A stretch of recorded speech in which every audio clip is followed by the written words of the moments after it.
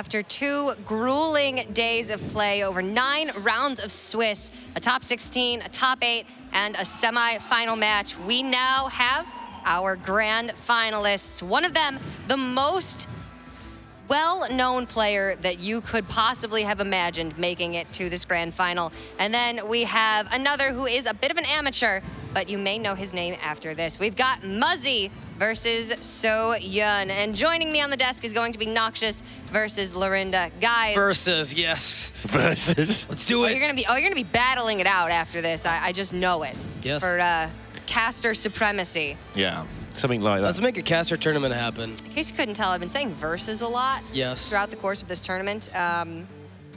It may just be a forced part of my vocabulary from now on, but it'll be Seohyun versus Muzzy and Noxious and Lorinda. Nicely casting this one, not fighting each other whatsoever. Guys, are you happy with how this tournament has turned out and with who we have in this grand final? Personally, yes. I mean, I'm happy to see that we have a very well-known player in the grand finals, as well as something of an unknown face, which is typically what ends up happening in DreamHack. At least you tend to see some players whose names you didn't know in the top 16. There's no guarantee they're going to make it to the finals, but very often you at least get one known face up there. In this case, it's going to be Muzzy, and I don't think anybody else could have deserved it more. Yeah, I think we had a good mix of everything. Valencia was the unknowns tournament. Then we went to Atlanta where all of the pros were just jamming the top 16. And this one has been a bit of both, but it's been mainly the names that we know at the top. But one of the names we don't know so well has made it through to that final with an unusual lineup as well. Yeah, the top 16 was a really nice mix of well-known pros and sort of unknown amateurs. But we have gotten one of each, which makes for a really interesting grand final. Of course, we had the Muzzy versus Zalay narrative running throughout the entirety of this tournament. And it is so difficult to place who deserves it more based on these two. But ultimately, Muzzy was the one that did win out, and he has found his way to the grand final. And a win here would mean an additional 15 HCT points added to his already staggering point total, giving him a serious edge over Zalay, who's in second place, to make that automatic berth into the World Championship. So this is very important for him. But for Seohyun, important for very different reasons, right? This could be a reputation builder. I mean, Terrence built an entire career off of a second place at DreamHack. For somebody like Seohyun, who people didn't know of before this could be the start of a Hearthstone career, Lorinda. That is invaluable. Yeah, a lot of these players, after they've played DreamHack, after they do well, they do try and launch careers. Like you say, some successfully, some not. The ones who aren't successful tend to be because they didn't carry on with it, rather than they wouldn't have been successful had they tried to be. Some of them just start streaming, get some viewers, think, maybe not. But yeah, you can launch off the back of one of these for sure. I really wonder, though, if we'll see any success in the lineup, because that's kind of where Seohyun's, strategy comes in, clashing with that of Muzzy. I don't think Muzzy prepared for Exodia Mage maybe as much as some of the other. I don't think anybody really did prepare that much for it. And now that we have as well with the Taunt Warrior, another deck that's also largely unexpected. I mean, it's still something you can beat with a, when you're expecting a bunch of Priests, a lot of Shaman, a lot of Paladin. But I don't think that's exactly what Muzzy was, running up against. Yeah, I think you're absolutely right. It could maybe be a little bit of unfamiliar territory as far as this tournament has gone, but I think in the grand scheme of things, he's certainly used to these decks and will have a good idea of how his lineup functions against them. But you're absolutely right. Let's talk lineups, because Seohyun does have that Taunt Warrior and that Quest Mage, so double Quest decks, whereas Muzzy's lineup is much more straightforward. He's got the Highlander Priest we're used to, and he's got the Jade Druid, which we actually just saw him 3-0 sweep in the last series against Insam. He's also got a Shaman, which we saw him 3-0 sweep Sidonia with earlier this weekend. So again, old meets new, sort of a narrative running through this, and now we've got unique versus the really standard lineup that we've seen this entire time. Would you give the edge to either one, Lorinda? I'd give the edge to Muzzy, talking to quite a few players about the Priest Mirror, because that has been the big thing of this event. People are starting to say, look, the Priest Mirror, we knew it was all about getting just the 2 main cards. Muzzy's deck is the one that is built to do that the most, and we hadn't quite realised, the players who didn't bring Nomish, didn't bring Novice Engineer, hadn't quite realised just how ridiculously important it is. And the agreement is now that going forward in this event, if they did another Last Hero Standing tomorrow, people would play Muzzy's list with all that card draw in it, rather than necessarily the Burgley, Bully, Tex, and all those other things that are really good, but just draw the cards and get Anduin. Yeah, just cut right to the chase and get those all-important combo pieces. Let's take a look at our final picks and bans for DreamHack Montreal Hearthstone Grand Prix. It is Muzzy up against Seohyun. So We wouldn't have it any other way. It's going to be mutual Druid bans. So no Muzzy 3-0s with Jade Druid this time around. Muzzy's left with Paladin, Priest, Shaman, and in some with that Quest Mage, the Quest Warrior, and his own Priest. Or Seohyun, excuse me, that was incorrect. Well, I want to say that we might see a repeat of what we've seen earlier, where we had a Warrior, Quest Warrior, going up against a Priest. You know, that's happened before, and while the matchup may be winnable, it definitely isn't a guaranteed one, because the Quest Warrior, once it gets the quest online, starts shooting 8 damage shots to the Priest's face very quickly, and that's something that ramps up fast compared to, say, that which you would expect coming from Muzzy. So it might actually be a bit of a pain point. That was a matchup that Hotmeowth really needed to win if he wanted to win that series. He very much needed to win his Highlander Priest versus the Taunt Warrior, and it was just too much consistent pressure from the Taunt Warrior. But Seohyun's also got some rather strange card choices in that list. He's got 2 Blood Razors, which has become more standard, but he also has the 2-mana card that draws you the 2 weapons. The name escapes me at the moment. And then he also has a Lich King in the deck as well. So maybe some unusual tech choices, a little bit, I would say. Forge of Souls. Nailed Forge of Souls. There you go. You're the one correcting me this time, Noxious. So you're good at this. Yeah, Thrallmar Farseer. Yep. We may be seeing him again because Muzzy's going to be playing Shaman this time around as well. So a couple of unusual deck choices, a couple of unusual tech choices for Seohyun, whereas Muzzy is the guy who brings the best decks. He plays them the best he possibly can, and this time around it did give him the results that he needed. All right, guys, this is the final time we get to make these predictions. Lorinda, who is it gonna be? Sorry, Zalay, I think Muzzy's got it. Muzzy's gonna win this, and he's gonna go to the World Championships. Some bold words. Noxious, do you disagree? I want to see the world burn. Whew. I'm gonna say Exodia Mage is gonna do a number on that Priest. Calling it. So 3-1 to Muzzy. Said it. All right, well, I said it at the beginning, and I'm going to say it again. I think that Muzzy is going to take this one. I wouldn't count Zalay out of the running for the World Championships just yet, but I think that this may be Muzzy's chance to win his first DreamHack Grand Prix event. Let's get right into it with no further delay. The Grand Finals, Seohyun versus Muzzy.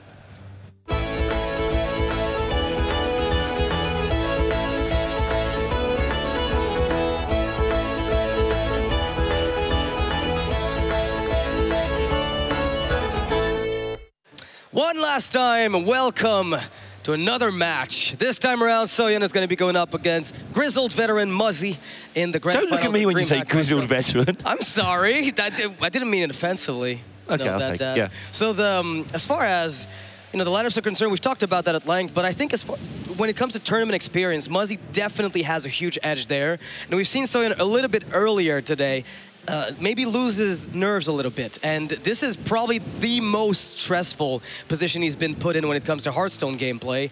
And I think that may also play a factor in the way that this is going to unfold. And Muzzy could capitalize on that. Yeah, although normally in this situation, you see the pro player has the edge in terms of all that stuff. But this time around, Muzzy actually has maybe more pressure than anybody on him because those extra 5 points are so crucial. You know, the meme is normally, it's not about the money, it's about the victories. This time it's about going to the World Championships as well. So there's a lot on the line for Muzzy here. Yeah, I mean, regardless of what it is, I think he's already proven that he's a strong player. Yep. And we'll see that as we jump into the first game. Muzzy and Seohyun have gotten started, and the mulligan has begun. Seohyun is on the Priest, Shadow Reaper Anduin up against Murloc Paladin for Muzzy. So nothing too out of the ordinary there. Yeah, Muzzy can't open with the Priest is the key to this one. He just can't. He can't let that Quest Mage have a shot at him early. And for the same reason Seohyun can't open with his Quest Mage, he's trying to run that into that Priest at some point. And we see the opening hand from Muzzy. Tidecaller is present with Rockpool Hunter.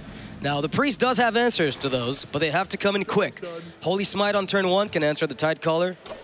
And then you're pretty much on Shadow Word Pain duty or Shadow Word Horror at some point. And that's another good pickup. If this rounds out into a perfect curve for Muzzy, this could be a very fast game number 1.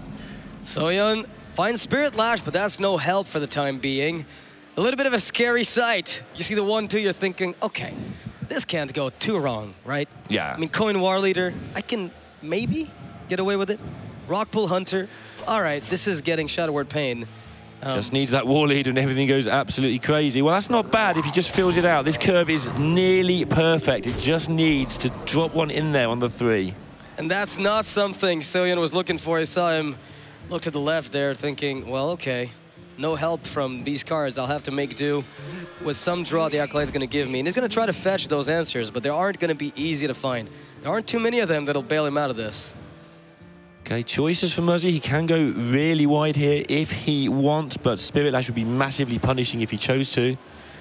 Wouldn't be the end of the world as it only deals 1 damage to everything, but I'm in favor of the Megasaur play. Obviously, you're giving your opponent the Shadow Word Death target, but that's rather slow. And it looks like this Tide Color is going to ever escape. 4-4. Just the right shape as always, but again, even though it's a meme, it's so important. These numbers we were talking about with Prince Keleseth earlier, if you get to a 4 attack, the Priest is not very good at defending itself. Its AoE is just too expensive. Seohyun's not dead yet. Oh, no, I mean, we've seen this turn around a zillion times over the last 3 days from this exact position, I'm sure. I assume, though, that he's going to be digging for Dragonfire that Potion. Card there. That card right here. He was digging for it, but he has another few turns to survive before he gets there. You know what Dragonfire Potion doesn't get rid of, though? And that is, oh my goodness, this. So, Muzzy, how do you want to go about tidying up? What are you going to play around? What are you going to put into the face? He wants to put a whole lot of damage into the face. We've seen people who trade too much lose games rather than going face. I mean, Muzzy's just going to try to maximize his damage output. He knows Holy Nova's a possibility, though, so maybe there's some respect given to that. But you literally can't let the Prix get to 6. That's the biggest fear. The fear is he gets to 6 mana and you lose the game. Yeah, so the best way to stop them from getting to 6 is to kill them on turn 5, and Muzzy's setting that up. I'm getting flashbacks from the Lich King fight. The Lich King. Okay, plenty of healing available here, but it's just a dead turn in some ways. Well, on the board right now, we've got 15. That's not quite it. No Stormwatcher in that pickup. If that had been drawn there, that would have been a nightmare. But Muzzy can set up this ready to put Spike Ridge Steed on it next turn. The clever thing is this guy has Wind Fury. Right, and he's got Spike Ridge Steed in his hand. That's why I say he was praying not to pick up the Stormwatcher there. That would have been a nightmare, but now Muzzy clears up there to stop the Divine Shield from getting procced. If there's a Dragonfire Potion, which there is, that can be buffed by the Spike Ridge Steed for 10 damage next turn. Seems like it was a 3-turn setup for the lethal. Exactly 10 damage is going to be coming in. Seohyun looking at his options, realizes, well, there's pretty much no way I get out of this unless somehow Dragonfire Potion is enough and this 3-3 does not get buffed. But you know the deck list. The deck lists have been revealed, so the Spike Ridge Steeds are in that deck. It isn't a hyper-aggressive one. Very solid opener, of course, for the Murloc Paladin, but that is what you need to beat this matchup. Absolutely perfect timing there from Muzzy. Knew exactly which order to get this stuff down and makes the trade to protect the Divine Shield because he knows the only way he loses otherwise is this Dragonfire. And this is just going to be 1-0 in double quick time. The interesting thing, too, is we saw this matchup repeatedly, and it turns out that Corpse Taker sometimes doesn't play too big a role because it just gets Shadow Word Pain, but when it comes in at this timing, protecting a board or protecting itself, suddenly having Stormwatcher in there just seems to make sense. Yeah, the problem there, if Muzzy does draw the Stormwatcher that previous turn or any of the 2 or 3 previous turns, this doesn't happen. Yes. And you're stuck with this card in your hand that you really wish wasn't in your deck. And that's why there's a debate. Well, the debate seems to come down the side of you play 1, but there is an option to play 2. That's how it started off in the original tech for the Czechs. But then you've got more chance of just drawing this garbage card because there's 2 of them in your deck. That's a 4-8. I mean, Priest don't kill it, right? But Priests have stabilized if you're playing it. They're already stable, I think. Anyway. It hurts to think about. Muzzy going up 1-0 swiftly with exactly what he wanted to do. So can we just look at this right now and understand the Priest is gone? Yep. That is a huge milestone. In this event, Priest has been taking more games and victories than any other deck. And this is forced, the Warrior Q, because the Mage has to be saved for Muzzy's Priest if he's going to get the victory at some point. So having to queue the Warrior, not even mattering which is the better one against the Murlocs, is just queuing it to save that Quest Mage, which is pretty a weak deck anyway, unless it runs into Priest. It's run into a lot of Priest, that's why he's in the final. He's been doing great when it comes to finding that matchup, but it's also extremely, I mean, it's got the potential because of the glyph to kind of shore up some of the weaknesses of the deck. The inherent fact that he doesn't have too much AoE, only double blizzard, no volcanic potion, those are kind of, it's kind of a weak build against the aggro decks, but sometimes you just pick up exactly what you need from the glyph and you salvage that. I think that's what has been happening over time. Not a bad curve here for Muzzy, although obviously this is not Pirates. Those of you who think the Glaka Cooler is going to be good here, it's going to get nothing done apart from being a river croc. Yeah, Rockpool Hunter, infinitely better. Seohyun, however, is thinking about coining out the War Axe, saying, all right, so if there's a 2-drop, I can always play the War Axe, and if there's no, I can always use it again. And if there is no 2-drop, I can just play Tar Creeper. Yeah, he's got the Tar Creeper on 3, so his curve is like just play War Axe and go. Yep. You hit it 2 turns in a row. I like this. From where he's sat, I think this is the right play. Just keep it under control, keep that synergy for the Murlocs under control. Now Muzzy can send a sacrificial lamb to die. Yeah, there's that Stormwatcher. Muzzy can be incredibly patient in these situations. But no, this is basically him using this as a type of ooze. This is like crab ooze or something. It's going to kill off the weapon. I think the big problem with playing the 1-1, which seemed appealing at first, the big issue with it is if there is a 3-drop that has taunt, then your 1-1 is alone on that board, and you haven't even taken off the weapon charge. Right. So you're back to square one a turn later, right? Whereas in this case, he ends up, you know, getting a little bit more damage in. Now, Seohyun saw the bait. He saw that the crab was there as a bait and didn't buy into it. Yeah, that's really nice. He's got the answer to it by just playing this taunt this turn. So just keeping the War Axe there was a good plan. Showing really, that is a heads-up play, just not killing everything you can see. He will end up killing it now, potentially. Yeah, which will probably make Muzzy raise an eyebrow. He's like, huh? So he may well be able to work out there's a second War Axe from that exact play if he does. I feel like it's a matter of the back and forth. If the 2-3 had been killed and Muzzy plays War Leader, yeah, right? So if the crab had been killed and Muzzy plays War Leader, Muzzy said, oh, you saw through my intent, through my bait, so I'm not going to then feed you the War Leader I was initially going to. So it's been kind of already a bit of mind games in these few early turns, and Muzzy will now get to use the War Leader a bit later. He will also get to use this Blessing of Kings in a moment in a fairly effective way. Again, it's going to be, especially with this particular hand, all about keeping minions on the board until at least turn 7 and hoping that you get it done with the Bone Mare. Oh, this could be a disaster because Blessing of Kings puts the crab on 7 health, which means the Axe plus the Tar Creeper don't kill it. No execute in hand. Let's see if Muzzy splits his goods into a 5-2 and a 2-3, or if he just goes all in on the crab and gives execute the value it's looking for. If your opponent isn't burning out their axe, you give them credit for having precisely no more removal. Or you give them credit for having execute and trying to bait you into buffing the crab to then execute it. It depends on how you're looking at the situation. No, he splits the goods though, so he's reading that there isn't much going on. Saturday Night Chain Gang is going to be contesting the 5-2 here. Nothing on turn 5 could really make the Silverhand Recruit any better than it is, barring another buff. Yeah, there's only the one buff remaining. Obviously, all the rest will be Spite Ridge Steeds and Bone Mares. So Muzzy's turn 5 plan will be all about how wide can I get my board. But at the moment, he hasn't got the tools to really do anything about that. So he's going to need a decent pickup to keep this threat coming without giving up a War Leader. Yeah, maybe a Rockpool Hunter makes the War Leader a little bit stronger. Yeah. It's one of the options. Alternatively, you probably just play War Leader on 5 with a hero power just to make sure you have bodies as recipients for the Bone Mare buff.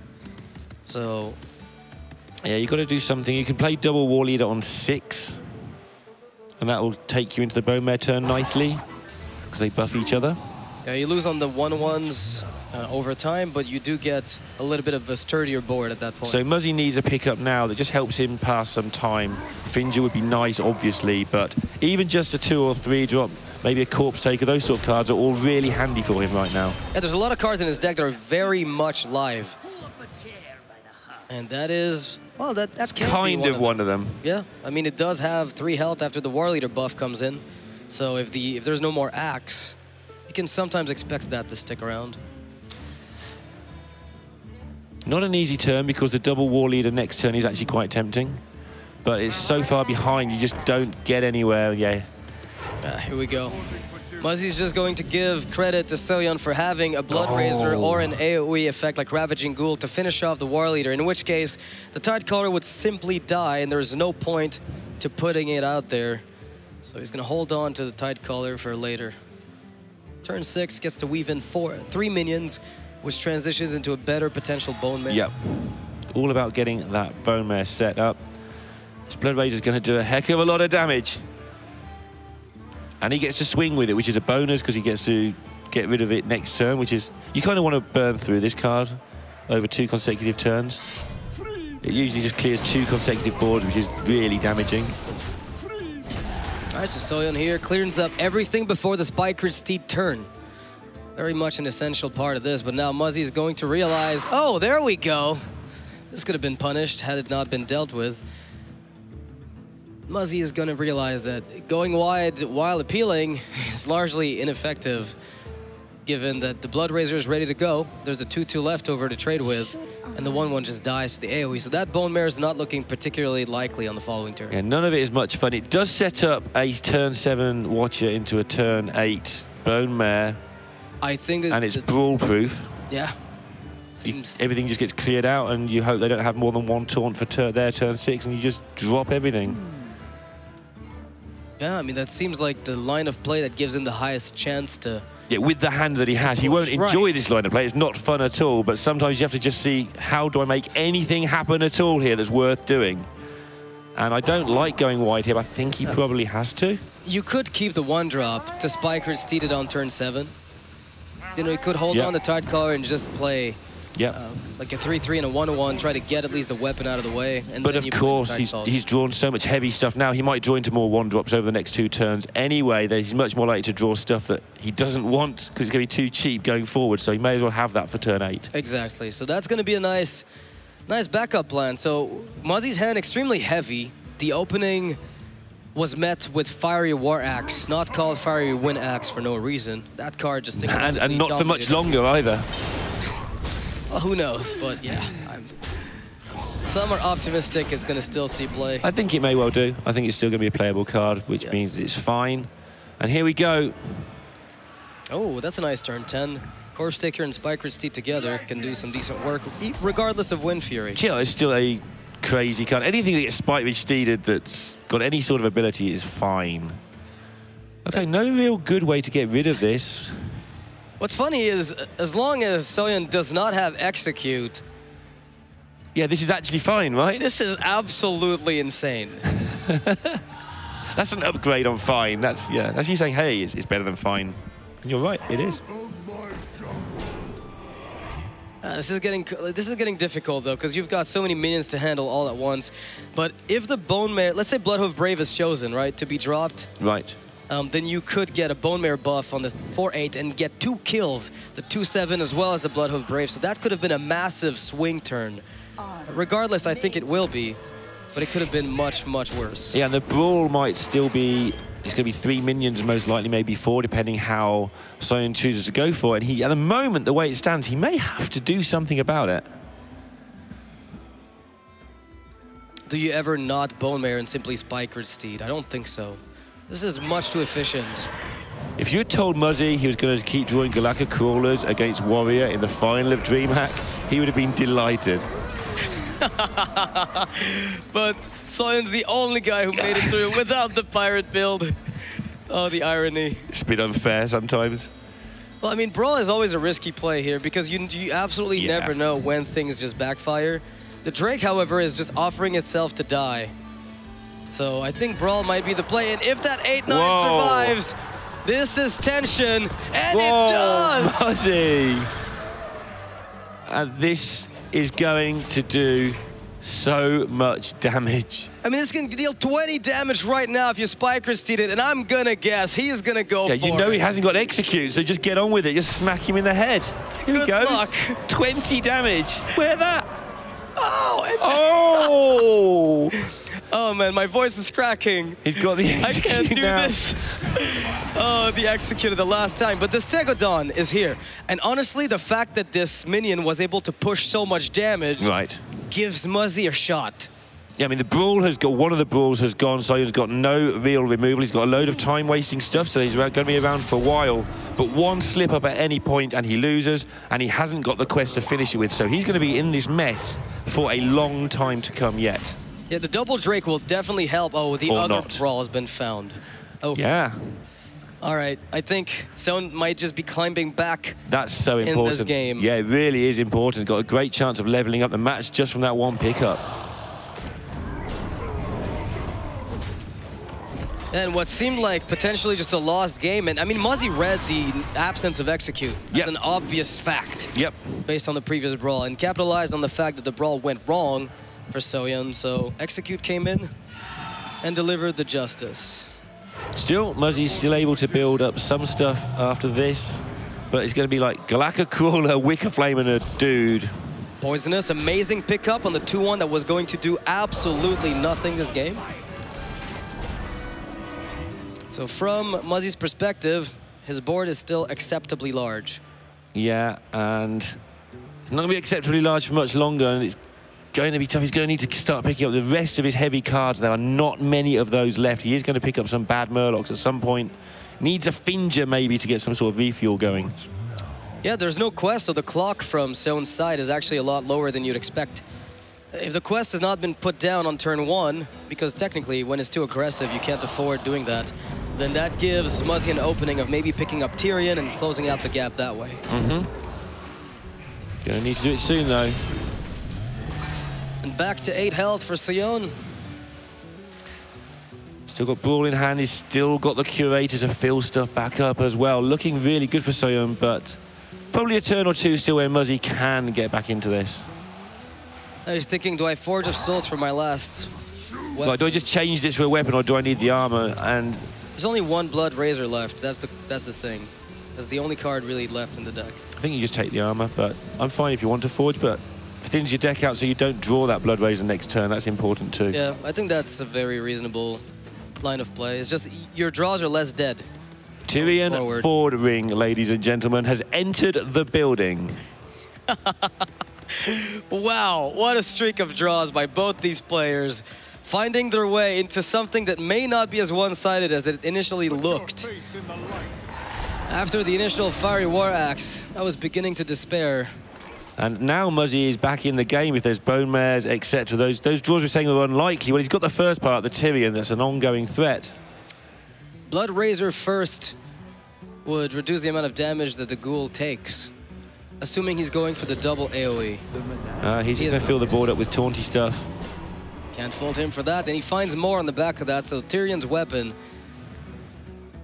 isn't going to find infinite value. But it still gets a kill on the Curator. It does. And remember that, you know, Muzzy's going to have a lot of time for this. There's not going to be much more armor going from Seohyun, and he has not got the quest, which means he's going to have to kill Muzzy. Eventually he would if he gets control, but he's going to have to kill him with 1-4s and 4-8s and 3-6s and stuff. So this is going to take a while to grind it down. Yeah, but if you just look at the state, I mean, Dirty Rat, no drawback. That's a 2-6. It's very difficult for a Murloc Paladin to get through that baseline. Right, but it takes a long time to kill you with a 2-6. So Muzzy's going to have plenty of time to get through that. Right, okay. I can see where the optimism stems from. The optimism. Depends which side you're sat on and who you're cheering on, of course. So Blood Razor would get... Attacking with it would lower your health a little bit, but I mean, as long as you're taunting up, there's no big risk of you dying to unexpected damage. Everything is very predictable about the way Muzzy's deck is going to come out. Yeah. You've seen 2 War Leaders, so even if Finja comes out, what's the best? You just wait and brawl it all away. So it's going to take a long time. Muzzy's going to have to make the Ashbringer do good work in this game.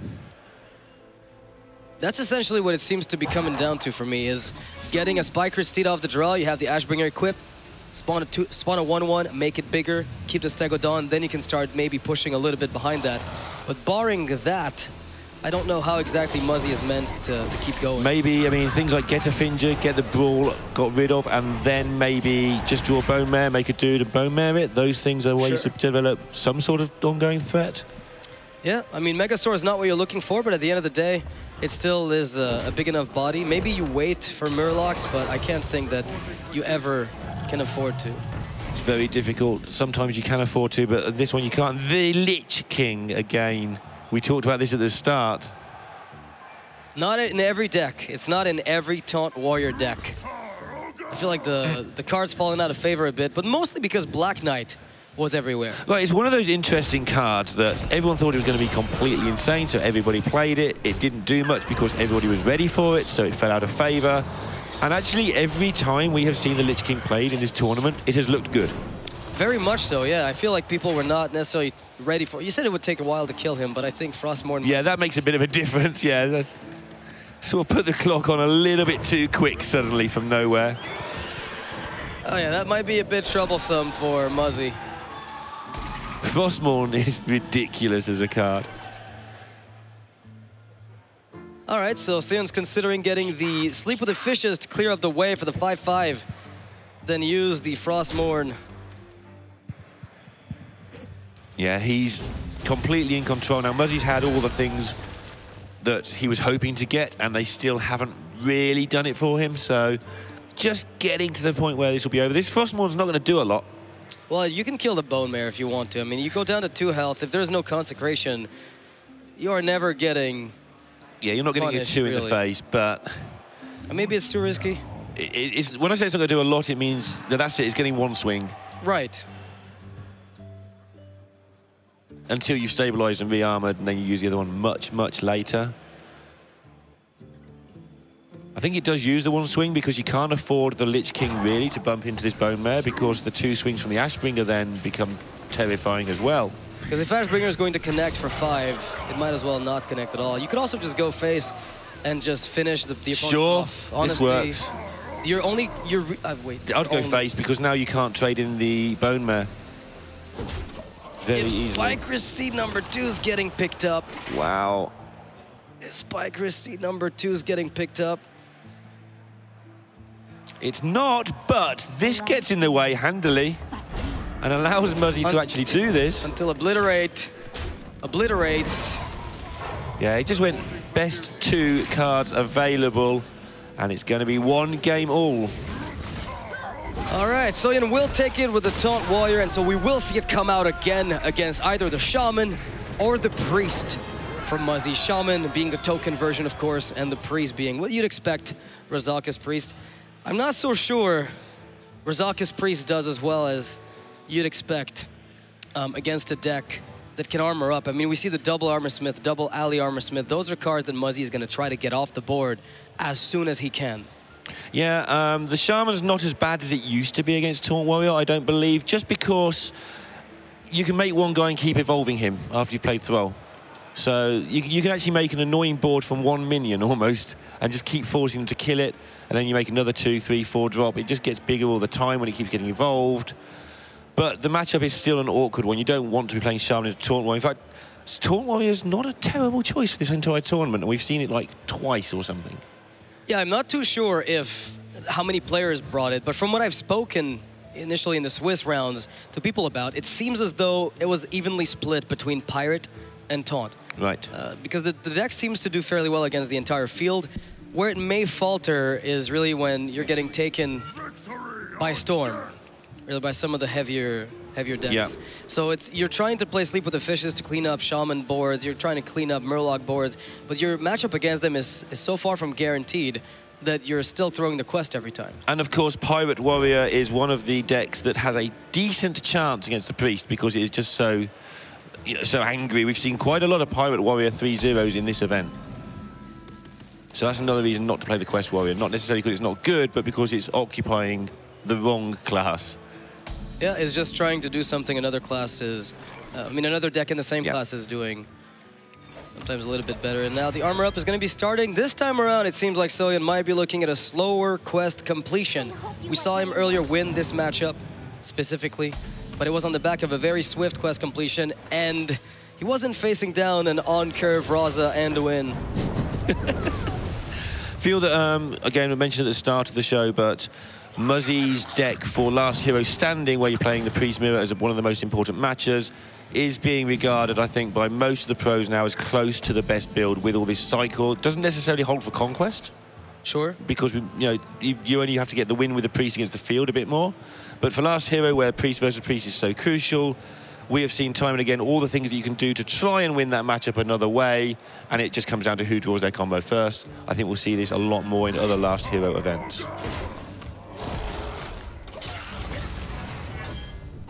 Well, the weapons do what they do best, which is guarantee value, which is something Priest doesn't do very well, recovering from value losses early on. We've noticed that in the past, and Muzzy, without further ado, is going to drop Raza. I believe this coin play is also indicative of his will to just play Elise on curve. If there had not been Elise, maybe you don't try to free up that turn 5, but here, extremely powerful. And look how much damage he's lining up already. I mean, it's not going to happen for some time, but he's going to get that time. Again, I made the point about killing people with 2 4s and 1 4s a minute ago. It's even more relevant on turn 5 or 6. There's no Lich King in sight. And Muzzy's just got that cheap stuff. He's just a Velen away from almost having this one already. Yeah, and the crazy part is Seohyun's deck, has enough early game taunts that he should be further than only at 1 out of 7. Yeah. Extremely slow quest completion, and I think this will spell the difference between his ability to win this matchup and not, because even though you have the armor gain, once Enduin starts shooting it out, he takes more armor away per turn than you gain on average. Yes, for sure. Yeah, he just goes toe for toe before you even play a card, and obviously then you start taking it away. And the only way to kill this Elise right now is to sacrifice your 3/6 by having the AoE from the Blood Razor trigger on it. It's not very nice. It's not very nice at all. He's gonna do it. Or is he ever? No, there's no way you don't do it. Because if there's a Shadow Word Pain, you just start taking way too much damage, that is, before Enduin comes down. And chip damage very relevant here for Muzzy, especially until he gets that Velen. Velen Mind Blast is just going to end this at some point if the Velen does turn up. 7 turns from now, it's not going to end it next turn, but it'll just be too much stuff going on. But just for the time being, Muzzy is going to look for a bit more chip damage to slow, to mean that he doesn't need to find Velen to win the game. And I like this. I mean, Muzzy's just going, all right, well, it doesn't matter in this matchup that Blood Mage goes out onto the board. Yeah. Since either way, I just need the card draw. If they kill it, all the better. I just get there faster. Now, this was a great Curator. It picked up 2 minions with Taunt, which it tends to do in the matchup, of course. And that means that he's 2 steps closer to completing the quest, putting him at 4. And the Stonehill Defender can bump that up again to 6. But he doesn't have enough time, I feel, to spend all that mana before the Priest starts firing. Muzzy on the hunt with the Shadow Visions. Going to see in a moment what his options are. What sort of things might he be looking for here, do you feel? Probably another Holy Smite or Shadow Word Pain. Those are very good in the matchup. Shadow Word Horror in some cases can also help you clean up the weaker taunt minions. Yeah, it just takes another pain. A lot of these minions are weak, as you suggested, so not looking bad there. But 4 attack minions, the bane of the Priest. Going to be more than one of them on the board in a minute. The amount of armor Muzzy's getting is actually non-negligible here, interestingly. Yeah.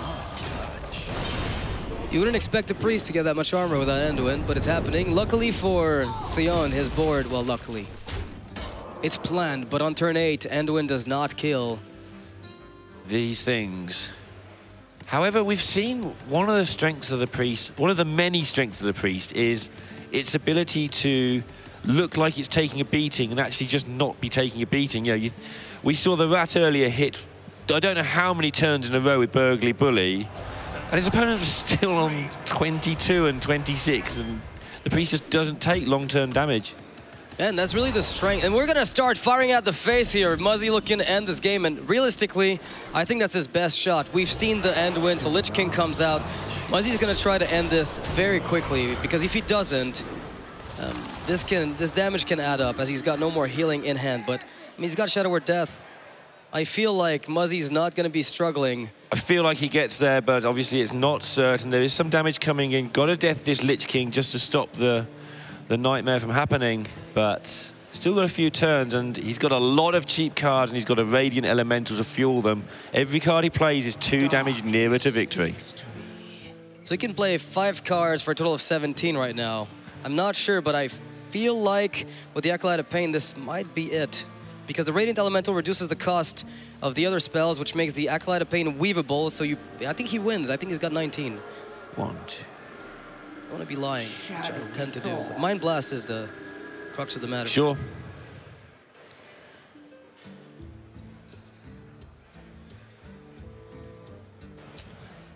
That's 6 cards, 12, 14, 20. I'm with you. I'm not contradicting because I'm 19. counting to see if it is right, but I think you're right. I think he's at 19 damage right there. He counted and counted and counted, and he came to the same conclusion, it seems. Or at least he's going off. Yeah, the rope started going, and I think he decided, let's find out. Yeah, and that's gonna be exactly. Now, Muzzy did fail to get the last ping off one time earlier in the tournament, you might remember. And I think it happened again. That's twice he did. No, did he get this? It didn't go off, and there's a floating card in the middle of the screen right now.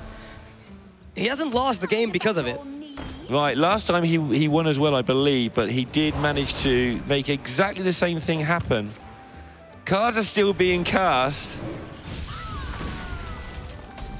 That's how fast he played that one. Wow. There's no armor generation for Seohyun, so it's largely irrelevant. But in a world where he has some... And last time it was 1 damage as well, I believe. That's twice that Muzzy has left the hero power hanging on 1. To be fair, he recounted and recounted to make sure he was not firing off a bit too early. Yeah. And in fairness as well, he learned from the previous one because he went as soon as the rope went this time, and he went fast. You saw how much it was queued up. So he has learned from his mistake, but it's resulted in the same amount of damage. Increasing your APM in Hearthstone. We need a guy written. Anyone? Please? The StarCraft guys have gone home over there. They could perhaps start offering some coaching to the Hearthstone players. The Armor Smith's coming up, but there's no Whirlwind available, so not particularly relevant. You've just got to hit the hero power button, and you can That's the better button to hit. The big red button does it, and Muzzy with the rope again. I mean, it was all but a technical error, because at the end of the day, even if he'd gone off and he'd actually not had lethal and left his opponent at 1, I don't think there was anything in Seohyun's deck that caught him back up. Even if he'd just gone and left him at 1 and just didn't have the lethal. Yeah. Talking of technical errors, we saw Seohyun with his Quest Mage earlier.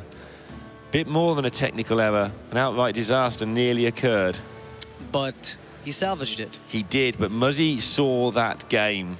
So Muzzy here will be looking at ways to try and put the pressure on here. We may see him play even a little bit quicker than normal. I don't know how many mind games he plays, but Seohyun, we see right from the start in all these Quest Mage games since then, has been counting during his opponent's turn. It may be interesting if Muzzy limits the amount of time he has to work things out. Yeah, Muzzy's an extremely quick player too, and he's very swift at figuring out the matchups, and he knows where he's going with every deck that he plays. The tricky part about the matchup really lurks in the ice block popping, because the fact that there are 2 ice blocks makes the priest's ability... Yeah, it doesn't matter how much damage you do if they don't die. So you put them at 2 health because you can finish them off afterwards, but it's still not a guaranteed way to do that. And you also need to get that early game tempo. You know, we talked about this, but getting Golakka Crawler into Ooze, into Kazakus, those bodies matter. They actually cause a lot of problems for the mage, as then they spend their time just trying to mitigate it, and you get to swing maybe to make the lethal happen a little bit earlier. Yeah, one thing that you had to be ready for as a top pro coming to this event where there's going to be a lot of Priest is this match, because this is the deck that people talked about bringing to counter Priest. A lot of people did not, because it doesn't do very well against Pirate Warrior, which is a very big high choice. But you had to know this matchup if you were going to come, because you knew you were going to face it a few times. Yeah, and in terms of the queuing up, right, the matchup being maybe favorable for Seohyun, I think also the fact that he's on the coin adds another layer of advantage there, because the coin counts towards the completion of the quest, which adds even more trouble for Muzzy, as he can't catch up to that. I mean, that's guaranteed to give Seohyun less demands on the Kabbalist Dome side, so he won't have to go through 17,000 hoops to get that one last spell. That's a lot of hoops to jump through when you're getting towards the end of those games. 17,000. The Ooze, the card's just not coming in the right order there for Muzzy, as he doesn't find the early pressure he was looking for. Seohyun has the mirror image here, again speeding up the quest completion. Yeah, he does, but I mean, no matter what you do with this mage deck, you don't win before about turn 10, even on the absolute nuts, because you don't have the mana. You sort of have to play this waiting game, wait for your hand to actually catch up to what its power can do, because you haven't got the mana to do what you want to. And that's why all the stall is in this deck. And Muzzy can use that time to cycle through his deck and try and get into a position where he can get firing first. What to do? What to do? He already has one part of the combo. He already has a Mind Blast. There's things that can go good here for Muzzy. That needs the Raza, needs the Prophet Velen to really cement the matchup and get a little bit further ahead. Probably won't come into play. He also has the silence in case he needs a minion attack when it's frozen later on. That's actually a really big deal because the mages rely on Frost Nova. I mean, at least you can get rid of a Doomsayer if you don't have That's the more likely, horror, yeah. Right. You can get rid of it if you don't have Shadow Word Pain or Horror, but having the ability to at least unfreeze, let's say a 5/5 to connect on an Ice Block turn, or a no Ice Block turn with a Hail Mary freeze, that can be a huge deal. So Muzzy definitely got a handful of options and a handful of card draw as well. Drawing more than the mage as Priest, rifling through his deck. What a world we live in. What a world we live in indeed, Nox.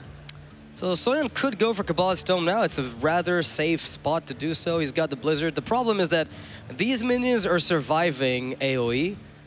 And as we've spoken of, Seohyun's deck does not contain a ton of it. I mean, he's got the Frost Nova, he's got the Blizzards, but that's about the end of it. And the Fireball and the Meteor, they're important cards. They speed it up a little bit for him. I think the Meteor is a most welcome sight. It just buys him that time. It doesn't speed it up, but it slows your opponent down, so it speeds you up effectively, relative terms. All right, Shadow Word Horror ready for the potential Doomsayers later on. And again, more minions, just get them all down. If they're going to get Blizzarded, then so be it. That takes up the mage's entire turn. And I do feel that Muzzy is playing just a little bit quicker than he normally does with this deck. I know he's a fast player anyway, but he's not hanging about with it at all. I think he knows everything about what he's trying to accomplish. He took his time on the first turn in the mulligan. He was sitting there focusing on what cards he wanted to throw, and then just decided to go with it and figured out the strategy. And once you know the ins and outs of a combo deck, very often you tend to be extremely proficient with it and know where to go immediately. Yeah, I mean, I don't normally think that players should play just because they think they know, but if you're 99% sure and your opponent needs time, which he has shown time and time again, sure, make those quick plays. And Muzzy here just knows, I mean, I could trade with that 2-3, but that's getting me nowhere. I can't win this game if I just spend my time clearing. Because at the end of the day, this minion connecting or getting value trades, it doesn't matter. I'm dead from 30 if he gets there. Yeah, he can hit me with whatever he wants with these minions. It's not going to kill me. Ice block number 3. If he wants it. Spellbender's an option because it backs up his Doomsayer, I guess. That's why he's thinking. Ice Barrier, not so sure. It stops the chip damage, but it doesn't stop the pew-pew later on. The thing about Ice Block in this matchup is that, I mean, at the end of the day, he's completing the quest about next turn. The thing about Ice Block is that regardless of what happens, it counters all the damage, not 8 of it. Right.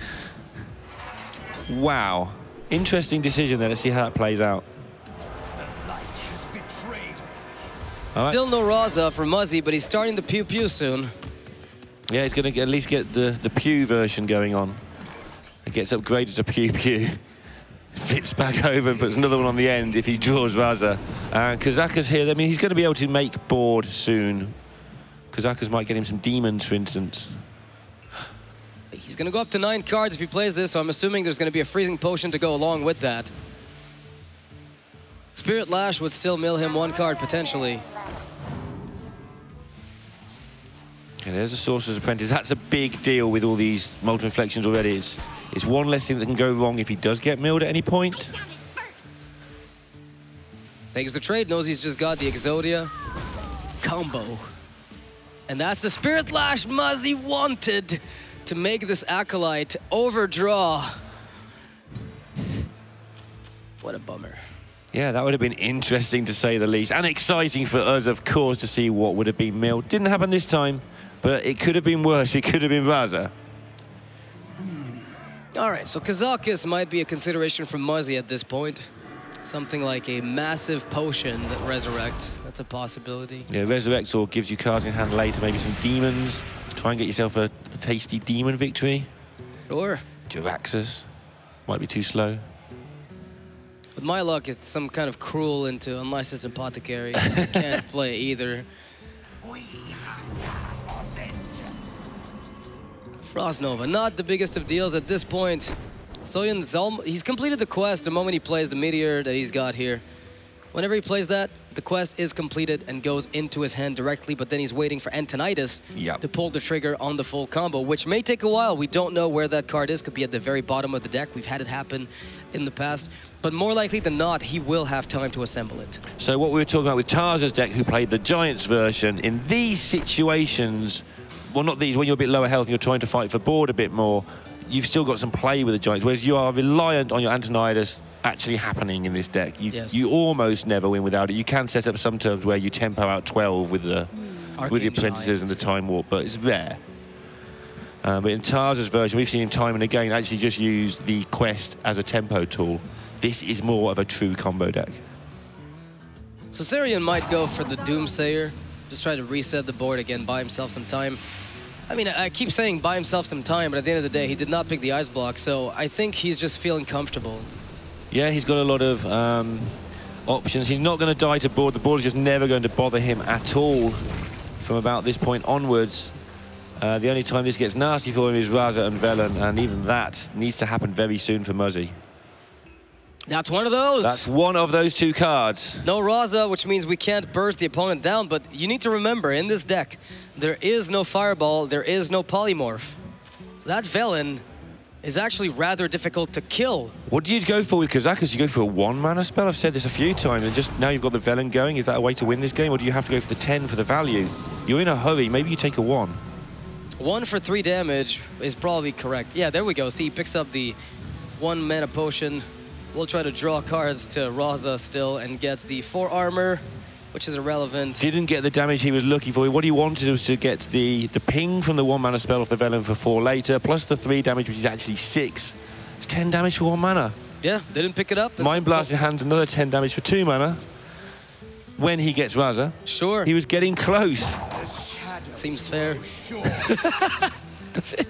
No. Muzzy's taken the potion that draws and gives health to the minions, so he can just stick to the board a little bit. Yeah, he's gonna just go in and say, all right, if you've got Blizzard, go ahead. I can't really stop you. He's gonna try to draw for that Raza. He needs it as soon as possible. Holy Smite with Velen and Mind Blast. That's a good one. That is a good one. The time is running short. You said he's been buying time. It is starting to run out here for Seohyun, but he is still definitely the favourite in this matchup at the moment. One more card. He needs one more card. How many cards left in the deck at the moment for him to dig? There's nothing coming out of this Archaeologist, I believe. He's drawn 2 natural ice blocks, as well as the ice barrier. Meteoring, keeping the Blood Mage alive. Yeah, he does not. What he doesn't want here is he doesn't want the Radiant Elemental to go off. That would be trouble. And now Muzzy, still looking for that Raza, does not find it. Gonna go hunting as fast as he can. That's what this deck is all about. He frantically hunts all of the time, more than any of the other decks in this event. Muzzy's build, it's not just Muzzy's build, it is a known build already, but knows exactly what he's looking for with this deck. Primordial Glyph, rather irrelevant when you're considering everything, but I mean, you could just pick up another relevant card if that came to be. It's a good card to trigger, to begin the Fireball chain if you have nothing else to play, because if you're stranded on, let's say, just Ice Block, you've got nothing else, you can't start the chain. Having the Glyph is oftentimes By the way, helpful. Muzzy completely and utterly declared his intentions last time of how to win this game. He could have silenced the Doomsayer if he'd really wanted to. We didn't think he was going to. He's using it all for face, but that was like the proof of the pudding. Muzzy's looking at Elise and he's thinking, don't want to play it. That's a pack, but... You don't want the pack. You don't want to draw that next turn. You want to draw the Raza next turn. I think you keep Elise in your hand. You're not hitting him 4 times with this Elise. He has a handful of removal and freeze. Well, removal, not really in that deck. There's no Fireball, so Elise is actually rather powerful if you think about it. You could go Elise, Lyra, and just leave it at that. There's a world in which that's correct. Alternatively, Doomsayer prevents development because he can't just go, you know, apprentice, apprentice, apprentice, apprentice. He's also getting really close to not even needing to get Raza to do the stuff. That's true. I mean, he's almost just there with the Holy Smites and the Mind Blast. Yeah. In fact, yeah. And he's got 14. 2 off, so... One more ping this turn, you could technically just silence off your Doomsayer. I think you do something here and try and set up the ping for next turn, I do. But the problem is... But you don't proc it on the right number, to be fair. That's what I'm saying, you don't proc him on 2, which is the issue. You can proc him, but you proc him low enough that it matters. Well, we're going to find out. A real Doomsayer, as opposed to the one that is just sitting there doing nothing. This one's also sitting there doing nothing. Emptying their hands out. Players are just playing random cards to get them out of their hand. It's hilarious. Not so hilarious if you're sitting there playing for a whole bunch of money, a whole bunch of points, though. So he's going to pop the block regardless, because he knows he can just pop the block afterwards, again, regardless. Right, and that's what he's going to do. He set this up last turn by doing that extra 2 damage, thinking ahead, because there was no way he could do more than 14 this turn. And now it's up to Seohyun to go, or he's going to be gone. And it looks like he might have to just take his chances and hope that his next draw is the winning card. He's got an Ice Block, so he can go for the Ice Block for this turn, do it again. But he's got 2 more draws. One from the Time Warp, where you go Apprentice, Molten Reflections, Time Warp, buy yourself 1 extra card. Arcane Intellect comes up, you can still play it for free. Get the Archmage Antonidas. This turn's going to take about 2 seconds from Muzzy. Oh, simple. He's just gonna, yeah, but it's not just that it's simple. He's going to go bosh, bosh off to you and hope he messes it up. He's going to give Seohyun no thinking time whatsoever. We've seen Seohyun panic under pressure, and Muzzy's going to play this turn at the speed of light. That's my prediction here. All right. Bosh. Glimmerroot, that's a little bit too slow. Glimmerroot's a bit slower. Yeah, I think that's the wrong APM. No, it's fine, obviously. You've got to play correctly, but... Ice Block? No Ice Block. Ice Block would have been so ridiculous there. That's why it's the correct play. Okay. So 2 more draws for Seohyun here. Archmage in any of these 9 cards would do it. That's not quite it. Wow, what can he do? He's going to have to... He's just got to go, man. Just go and hope. And the upside is he can still draw Arcane Intellect from Kabbalah's Tome. Right, so the card draw still exists. It's in there, potentially. That's not it, but it could have been. So we're drawing for the win. Archmage or bust on this next turn. And if it isn't there, Muzzy just takes it. And Arcane Intellect shows up. It was long due. He's got more. He was due for this. Oh, he misses twice. And is he actually going to... How many cards left there? Is that 5? There are very few, and he's got double intellect. Cold Light. Intellect. There's very few chances, and he finds it. Oh my goodness. Now can he execute it? I don't think Muzzy's going to concede this. He has seen this go bad before. But the thing is, we have to keep in mind these intellects were sitting in the deck for the entire game. They've just been Muzzy gives it up, and it goes to 2 games all. We are going to get a Game 5, as it should be, here in Montreal. What a tense win for Exodia Mage. You're trying to target Prix, but there's nothing that says you're guaranteed to do it, and that was extremely close. And I owe the man an apology. I've been saying that he's been bad under pressure all through this. He kept his cool there, knew what was left in his deck, and played accordingly. Fair play to him. Earned himself this Game 5, and the best of luck to both of these guys. Yeah, really, at this point, what you realize quickly is that while he hasn't drawn anything, most of his card draw engines were not found. He found 1 Cold Light somewhere in the early game, and then was left largely, starved for card draw. So the fact that he had the extra turn gave him a really big chance. But if that had been anything but Cold Light or Intellect, this would have gone bad. So he had a solid chance of getting them, and then dig through the entire deck. Yeah, as soon as he hit that first Intellect, then he's got a very good chance of just chaining draws or just picking up the Antonidas. He kept just waiting. And everybody went a bit crazy out there in that arena through that series of events. But can you imagine if it's in the bottom 3 cards of the deck after all this card draw happens? Well, close enough, and now we're going to have to go on to the Shaman for Muzzy, who's got himself the Flame Tongue Totem. Great card to open. I think this is a full keep. Yep, he did indeed do the full keep. And Seohyun on the Quest Mage is going to be struggling a little bit to control the early stages of the game because his AoE starts kicking in on turn 6. Yeah, Flame Tongue's so important when you're trying to beat any control deck down with a Shaman, because otherwise you just end up flailing around hoping to draw your Bloodlust, and the Flame Tongue does actually help you to apply some real pressure rather than just imaginary pressure. Now, very often here you see the mage player just coin out Archaeologist because the quest on turn 1 accomplishes nothing, and you need to get these 1/2s under control. That is a very frequent line of play here. Yeah, there's absolutely no need to play the quest, except for the fact that the coin is 1 tick on it. But we've seen how easy it is to complete the quest. You can play it very late, not very late, but fairly late in the game because of Kabbalah's Tome, etc. That's what's hurting him right now, as you mentioned, the coin, right? Like that's the pain point. We don't see Mage lose because it can't complete the quest very often. We see it lose because it can't find Antonidas. We see it lose because it can't find a way to make the 4th Sorcerer's Apprentice because something happens in the middle of the game.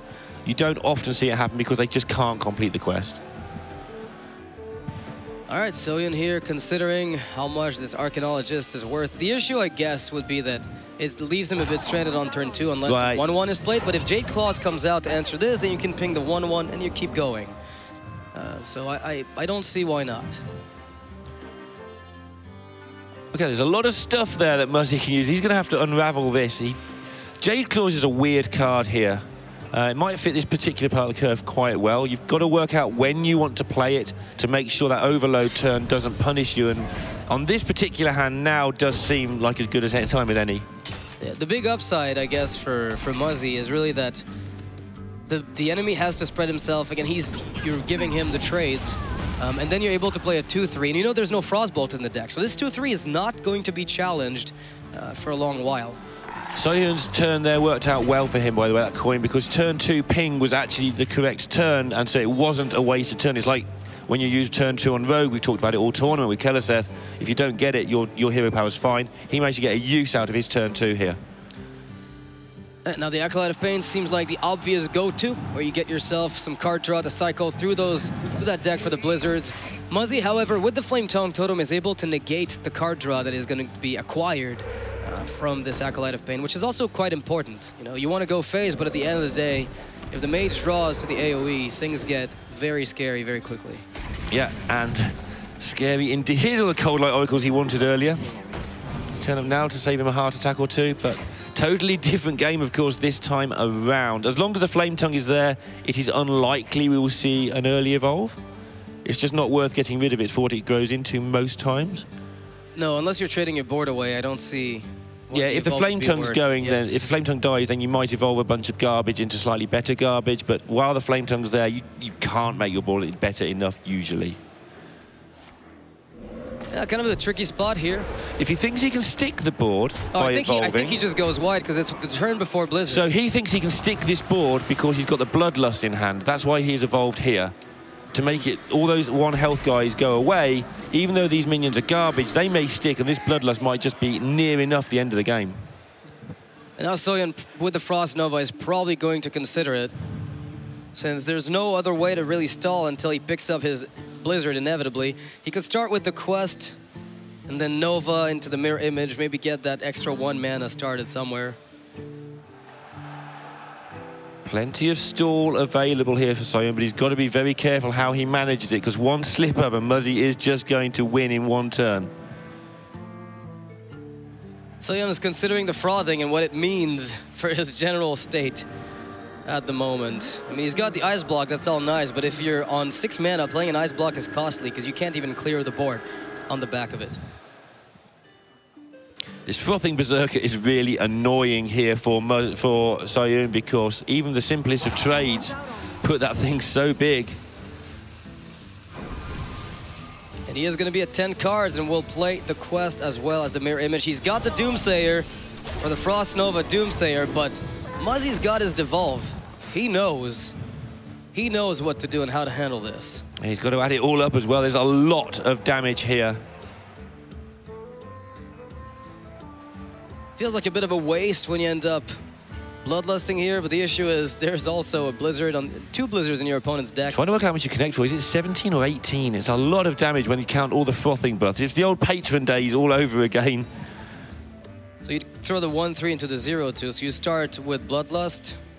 You'd be getting yourself an extra 12. I don't know if it's necessarily worth it, because you end up... I don't think it is, but it's a lot, right? Yes. You're doing a lot anyway this way. And actually, he's done it this way so he can have a clearer look at which way to go about doing things. Keeping the Jade Claws to pop the block after it's been completely Yeah, done. so you don't need to. You just go at it, I think, and have the ongoing threat for the rest of the game, turning your totems into threats. Evolve again. So no charge minion, but a whole bunch of stuff that survives blizzards. Yeah, that's the important part. And he got a Pit Lord. That's more than a stuff that survives blizzard. That's a giant thing.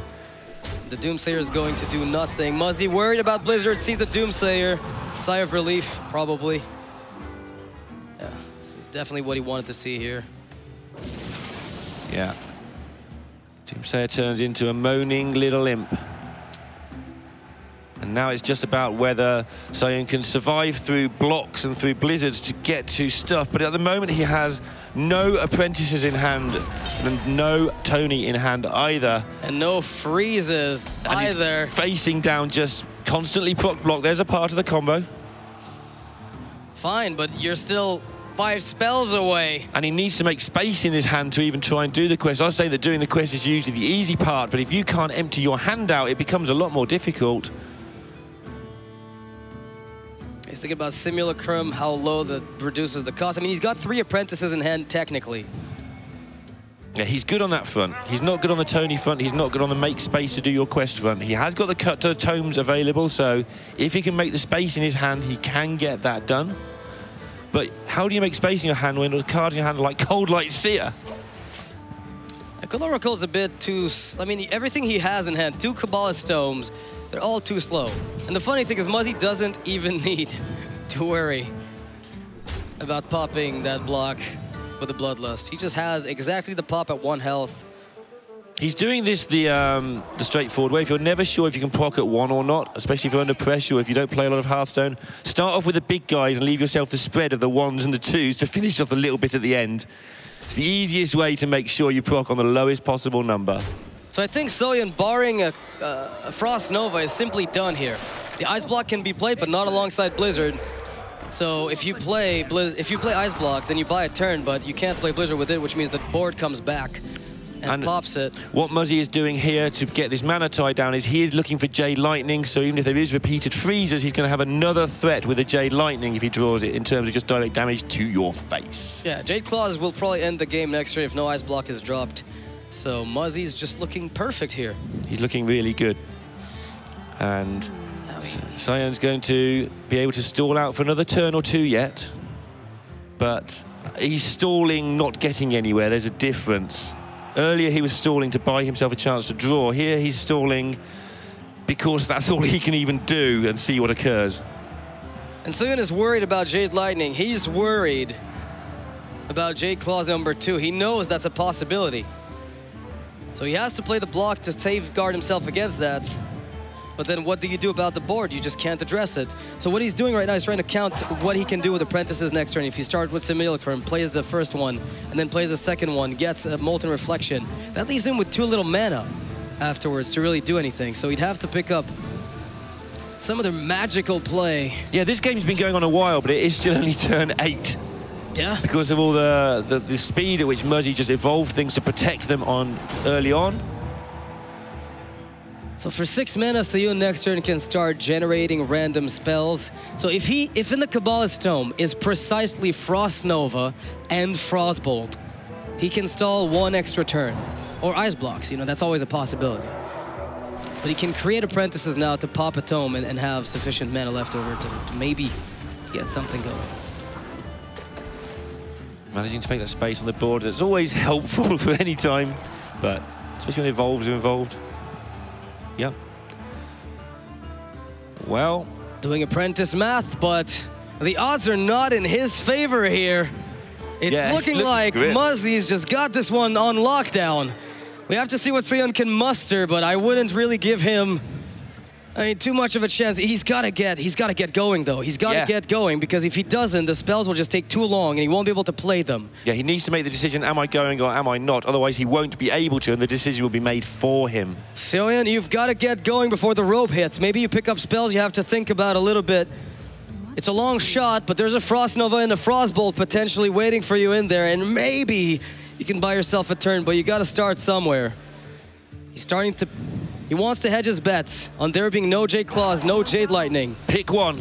Just pick one and go for that. Whichever way you think is your best chance of winning. Don't worry how it looks. Don't worry how much you get battered in the face. Pick a way that you think can win you the game and try it. And I think he's going to pick the most likely one with Ice Barrier, making sure that he doesn't die to specifically Jade Claws. Dead to Jade Lightning, and he knows it. Does Muzzy have it? And he picks it up on the deck, and that is going to be Muzzy, the DreamHack Montreal 2017 champion, getting the title, getting it done with the Shaman at the end there.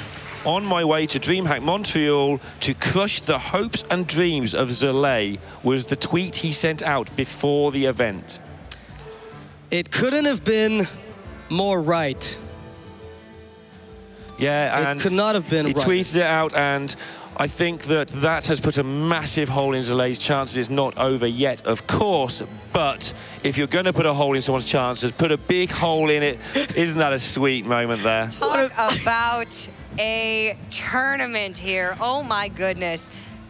We have been talking about Muzzy versus Zalay since the tournament started 2 days ago, and I don't know if I could have predicted a finer finish, but Muzzy has done it. He has extended his lead over Zalay, making it even more possible that he will earn that automatic qualification into the World Championship. He crushed Zalay's dreams, at least a little bit for this weekend. There's still plenty of time for Zalay to come back from this one, but as to who was on top this weekend, it was Muzzy 100%. That was a phenomenal final series, very, very close. Seohyun put up a fantastic fight. Absolute huge congratulations to him for making it this far in his first DreamHack Grand Prix finale experience, and he did himself justice. Hopefully we get to see him again sometime soon, but for now, the man of the hour, Muzzy, is joining us on the desk. Muzzy, congratulations. How are you feeling with your first DreamHack win? I'm feeling really good. I think this was the first time I top 16 to DreamHack. I've gotten through the Swiss before, but fallen out, you know, 17th, 18th place. But the first time I top 16, come here, win it all. This was, I actually wasn't sure I was going to come to this DreamHack. It was like a last-minute decision a few days before the event. So really glad I came. Well, I would say it paid off in absolute spades for you. Go ahead. We know we've seen your lineup a lot throughout this tournament, but talk us through what these decks were and why did you choose to bring them? So I brought like a variety of different decks. The Priest deck was mainly built so that I could beat other Priest decks. It had all the draw, it had the Mind Blast, it had all the burst potential. So usually I would save that for when my opponent's Priest would come up and use that as a counter. So that's why I usually never led Priest first. The Shaman deck was made so that I would be able to beat a bunch of the Pirate Warriors that were there and a bunch of the Paladins that were in the tourney. And the Paladin deck was sort of a soft, like, counter, I would say, to Priest, but it didn't really do as well as I'd hoped in this tourney, but it was usually a good lead-off deck, and sometimes it swept, and it could get a lot of wins. So it was a sort of standard lineup, but the Shaman was also another last-minute decision I ended up doing the night before. One of my friends helped me, Frank in a Box. We went through a bunch of different matchups and figured out Shaman's going to be pretty good for this, and it was. Yeah, you got that 3-0 sweep with the Shaman over Cydonia earlier on in the tournament. It was absolutely beautiful.